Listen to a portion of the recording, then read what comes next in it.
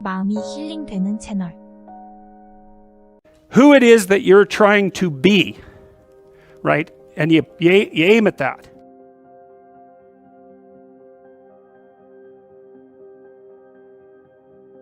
The next best predictor of lifetime success is conscientiousness. Well, and of the two aspects of conscientiousness, say orderliness and industriousness, the better predictor is industriousness. So the question is, well, what can you do about your industriousness?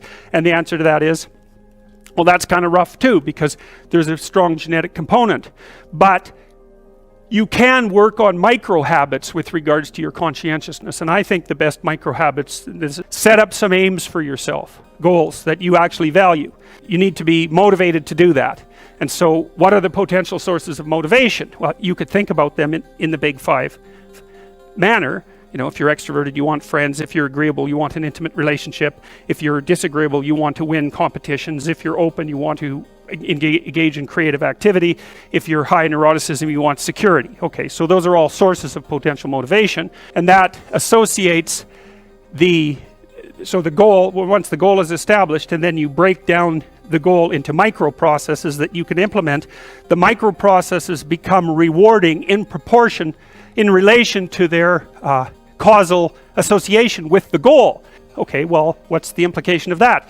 Better have a valued goal, because otherwise you can't get any positive motivation working out. And so the more valuable the goal, in principle, the more the micro processes associated with that goal start to take on a positive charge. And so what that means is, well, you get up in the morning and you're excited about the day, you're ready to go. And so as far as I can tell, what you do is you specify your long-term ideal, you specify your goal, you do that in some sense as a unique individual. You want to specify goals that make you say, oh, if that could happen as a consequence of my efforts, it would clearly be worthwhile. Because the question always is, why do something? Because doing nothing is easy. You just sit there and you don't do anything. That's real easy. The question is, why would you ever do anything? And the answer to that has to be because you've determined by some means that it's worthwhile. And then the next question might be, well, where should you look for worthwhile things? And one would be, well, you could consult your own temperament. And the other would be, well, you kind of look at what it is that people accrue that's valuable across the lifespan. Who it is that you're trying to be, right? And you aim at that. Okay, number one, specify your damn goals, because how are you going to hit something if you don't know what it is? That isn't going to happen.